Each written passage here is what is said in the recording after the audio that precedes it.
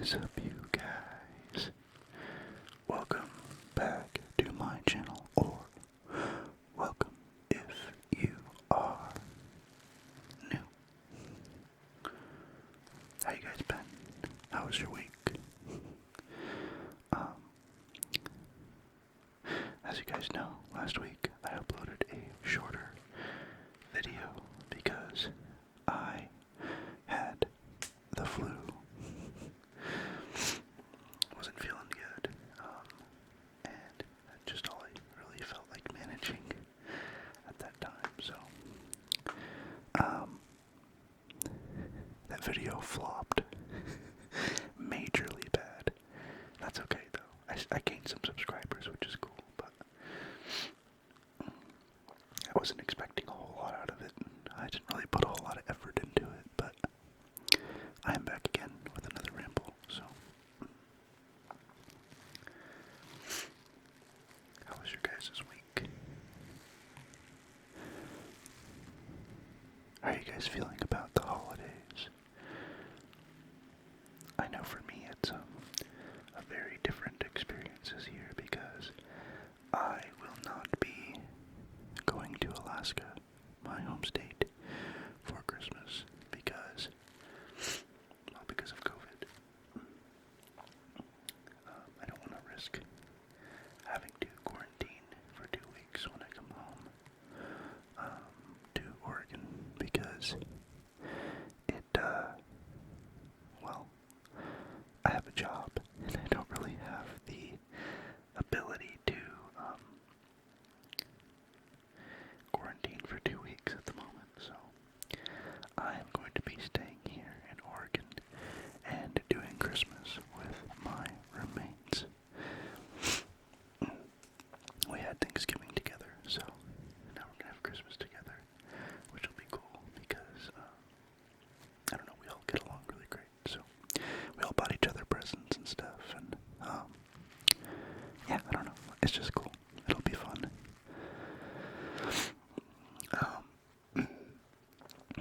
I'm also excited just because Christmas has never really been like a low-key holiday for me. It's always been kind of overwhelming. I have a lot of family that I have to see, and, seeing all of your relatives in a quick succession isn't always the most fun. I love my family, but it's a lot, to embrace all of those personalities within a few days, So, it's just kind of, it's a bit of I don't know, it sounds bad, but it's kind of a relief to not have to tackle all of that this year. And I can just hang out in my own home, in Oregon, and just hang out with my roommates, my chosen family. But yeah, I don't know. I'm just living life. Work's been overwhelming and stressful. There's just been a lot more customers lately, which, can kind of be a little bit daunting and exhausting. So, I'm just tackling that as it comes. Once the holidays are over, I think it'll, mellow back out a little bit, but we're also just really short-handed at my location, at the location I work at, and yeah, I don't know, we just need more people, so, I don't know, I try not to talk about work too much, because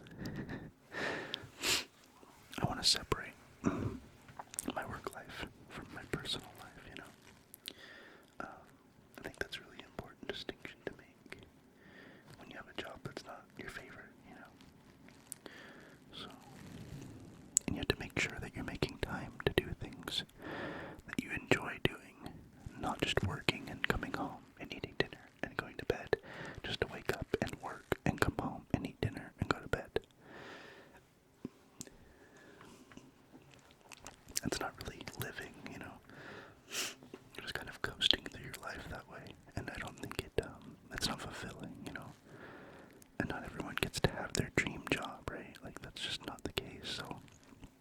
finding a job you like decently enough and filling your week with other things that you enjoy doing is really important.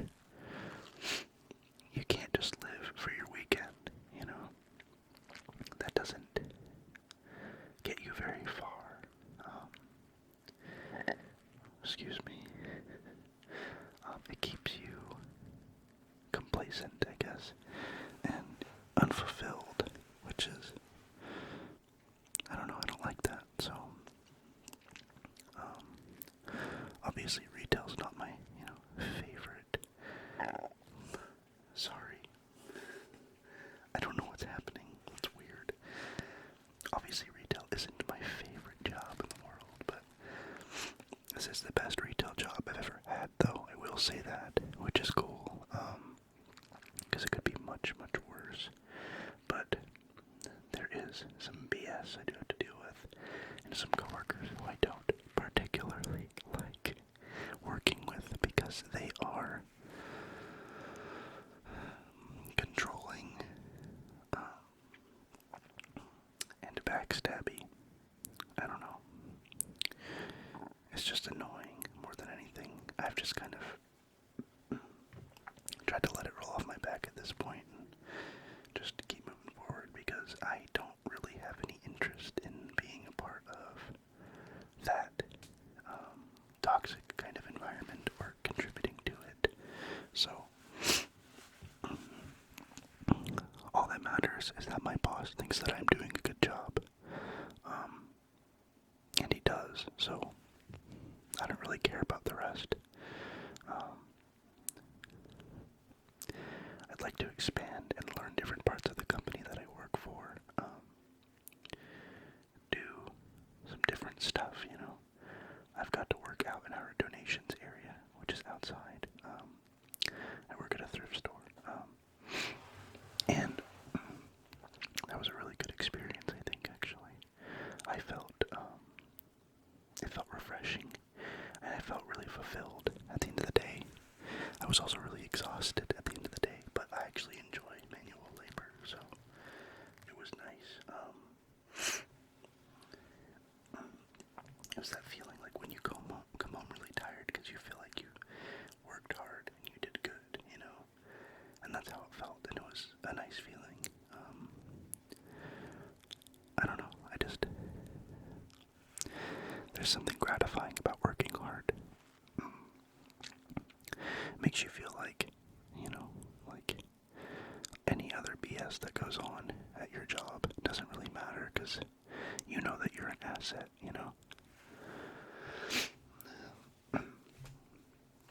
And that's kind of how I feel at this job. I feel like I am an asset, and I'm not something or somebody that they're going to want to get rid of anytime soon, I don't feel like I'm on the chopping block. And I've felt like that before, especially at my job that I had back in Idaho. I felt like I was always under some sort of hidden microscope,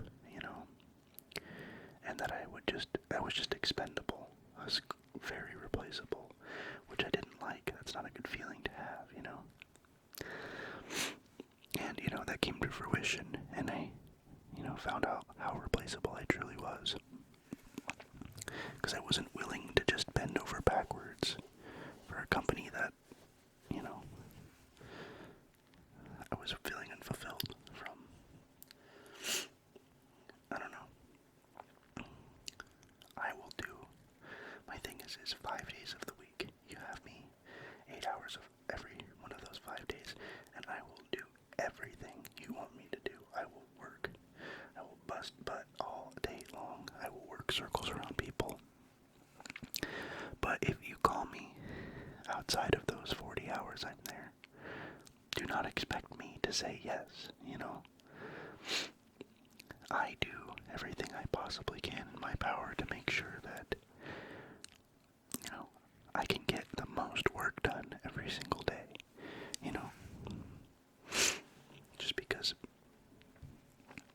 that's partially how I was raised. It's just hard work is good work, But working smart is also important. But I was raised that way, and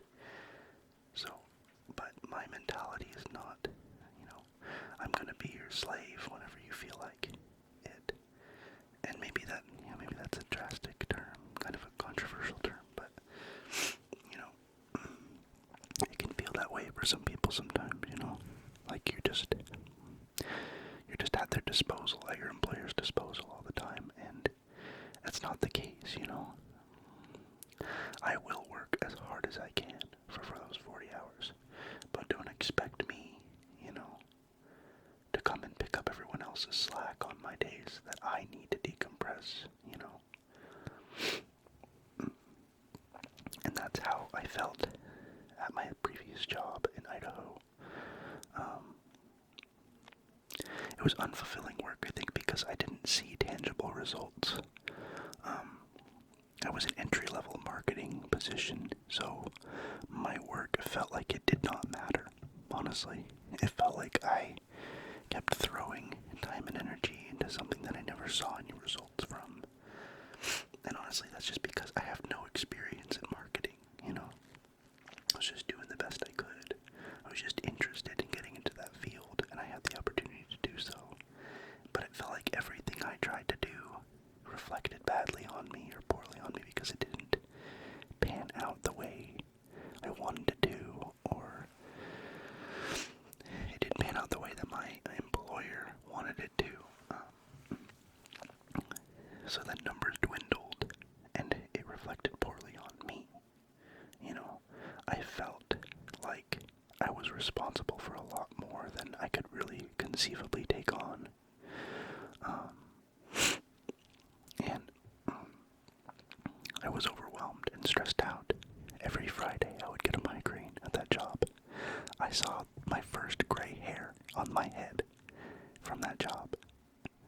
It's only grown back once, and that was just recently. That's why I mentioned it. But yeah, I grew a gray hair from that job. I am 23 years old.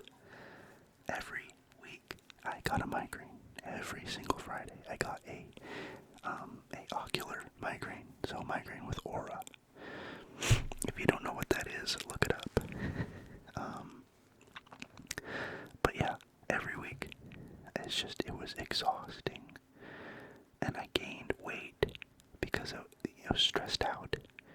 And when I'm stressed, I like to eat. So I gained a lot of weight at that job. I would just eat, and I just felt lethargic and unfulfilled, stressed out all the time. And it's not because marketing is a bad field for me. I truly believe that that's a good field for me, but it's because the company I worked for was unhealthy to work for.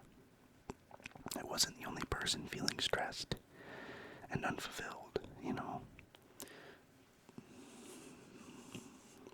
There were a lot of people that were let go at the beginning, during March, due to the whole situation this year, obviously. But they were promised that their jobs would be secured, and then immediately they were laid off, just let go. No like severance pay, no backup plan, nothing like that. And it's okay. The thing is I don't want, if you're a company and you're an employer, I don't want you to feel bad for not being able to offer those things. My point, though, is that they promised that they would have those things in place so that they wouldn't lose their jobs, and then immediately went back on that promise. So, I don't know, my company left a really bad taste in my mouth, and it left a bad taste in many people's mouths who worked there, They're just not, they're not the people that we thought we were working for. I don't know. Don't ever feel like you're just at everyone's disposal, especially your employers. You're at their disposal when you're on the clock. Besides that, that's it. That's up to you whether or not you want to be at their disposal, Unless you're a salaried employee, then, well, not a whole lot you can do there. But at the same time, though, nobody should feel taken advantage of at their workplace. They they should feel compensated fairly, and, they should work hard. We should all work as hard as we can, because at the end of the day, it's more fulfilling. I don't know, I'm not trying to be preachy, but don't feel like you should just be walked all over all the time. You're an individual. You're not just a number. You're part of the reason that where you work operates properly. You know what I mean? You're integral. Don't let somebody make you feel like you're not. Especially if you're that employee at a place of work where you feel like you hold the entire world together. Because a lot of people slack off. That's an uncomfortable position to be in, but especially don't let your employer make you feel like you're replaceable when you're the one holding everything together. Because you are integral.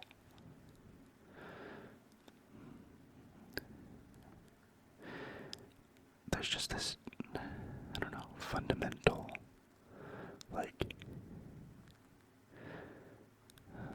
idea, I guess, in a lot of people's heads that we just need to bow our heads and get through the bowl and deal with anything that flies toward us every single day, and that's not right, We're human beings, we're people, we're not, I don't know, you don't just get to treat people that way, So, I don't know. And this is not to say that that's my position right now, because my job is generally just fine. There's just a couple employees that I work with who aren't my favorite people, They're kind of disrespectful and controlling and demeaning and I guess patronizing, which is kind of also demeaning, but they're just, in every workplace, pretty much every workplace you'll ever work at, there's going to be one or two people that you just don't jive with, because working with different kinds of personalities is hard to do, that's not something easy. A lot easier said than done, that's for sure. So, don't feel bad if you don't like everybody. I don't think we're not meant to like everybody, We like the people who we like for a reason. We keep small numbers of company around us for a reason.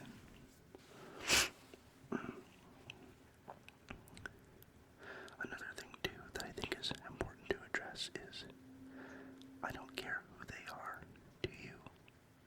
You need to cut that toxic person out of your life. I really don't. I don't care who it is. I don't care if it's your mom, your dad, your brother, your sister, your cousin, your uncle, your aunt, your grandparent, your best friend, or your worst enemy. It's okay to not talk to that person. It's okay to not have a relationship with that person because they're unhealthy to be around. You're not obligated to take on everyone's load all the time. You're not obligated to take on that stress.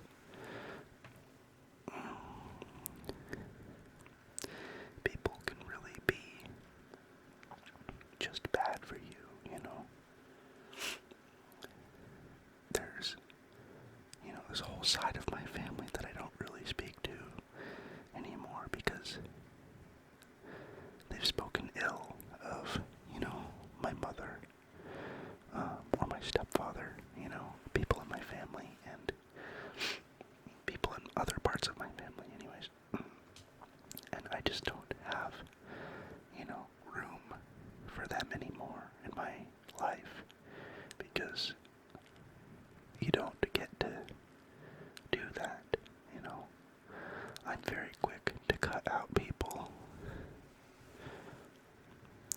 I'm not, I don't think I'm cruel or unfair, I give you a chance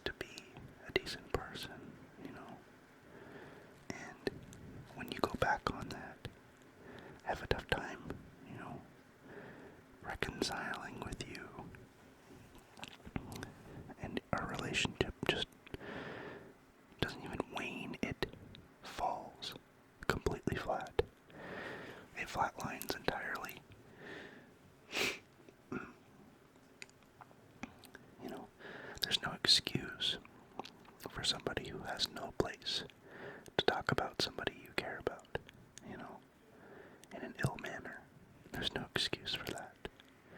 I don't care who they are.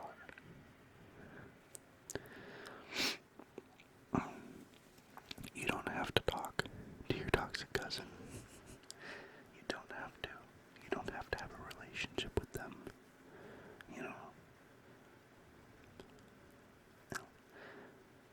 I love my family, you know, but I don't like all of them. You know, I have a general care and respect for each and every one of my family members, but I don't like every single one of them, though. There's a few that I don't, you know, and I think that's okay. I don't think it's bad, you know, because you gotta do what's healthy for yourself and for your own well-being. And I guess that's my piece on all of that.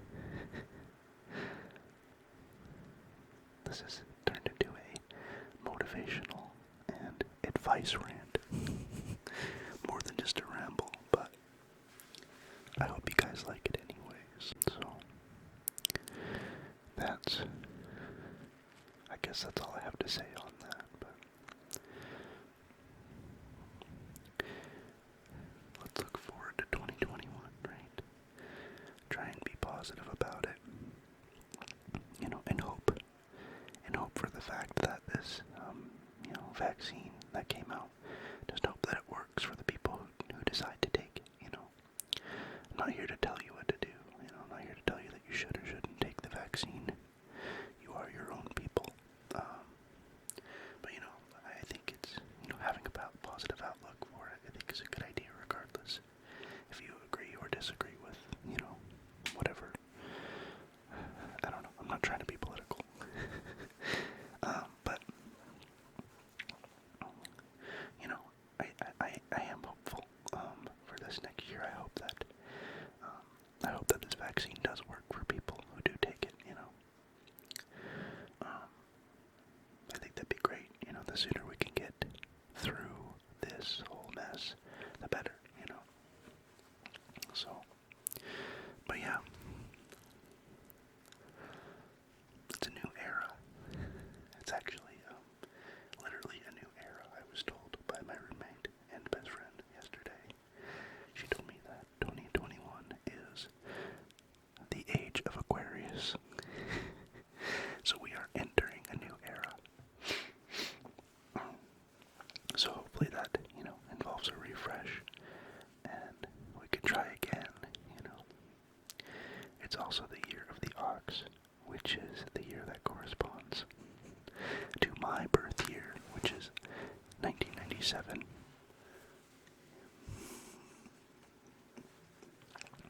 So if you're born in 1997 and you're 23 like I am, then 2021 is your year, baby. It's our year. Sounds so stupid, but, you know. I really do hope it's my year next year. I hope it's my year to get up to 1,000 subscribers. I'm actually very close to hitting my watch hour goal. Or not my watch hour goal, but I'm really close to hitting 4,000 watch hours, which is what you need for monetization. But I still need 370 subscribers. So I'm really hoping by March. That's my goal. By March, I want to have 1,000 subscribers, so I can start making some moolah. I mean, no, that's not my only motivation to be here. The thing is like, if that was my only motivation to be here, I probably wouldn't be making videos every week, now would I? You know what I mean? Like, I just enjoy this, so. But, you know, making money doing this is going to be all the more sweeter, so. And it's even more motivational,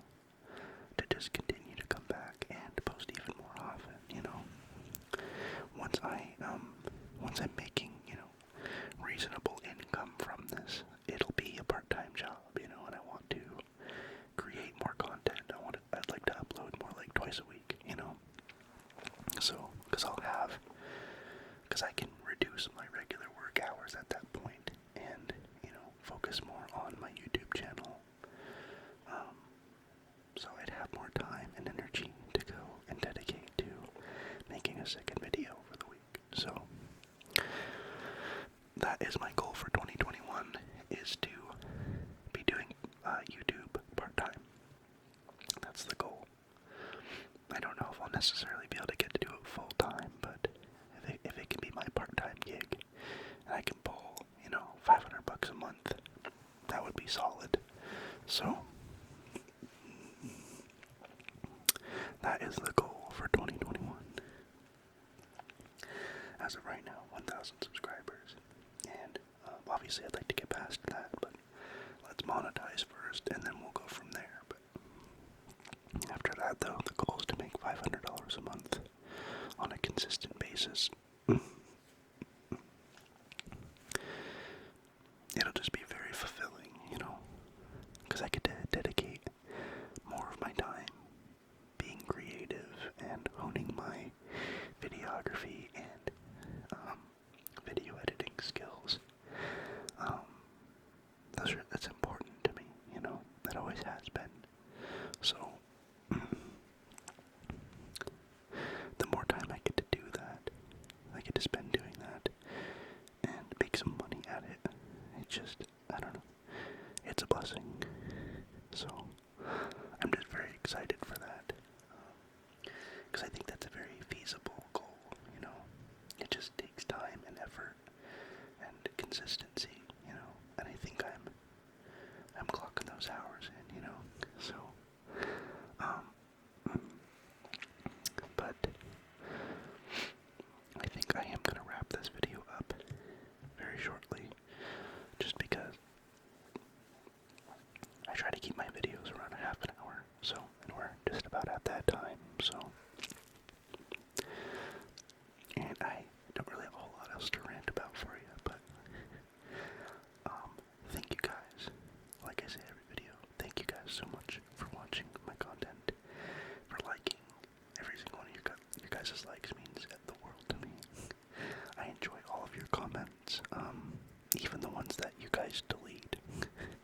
I don't know, I get some really nice comments sometimes, and then they get deleted, so I can't read the whole thing. I just see it in my notifications, but then I go to the video and it's not there. So, I don't know, I mean, you do what you want with your comments, but I just appreciate all of you guys' support. And that subscriber number just keeps going up. It's awesome. I love that I'm building this community. It honestly, not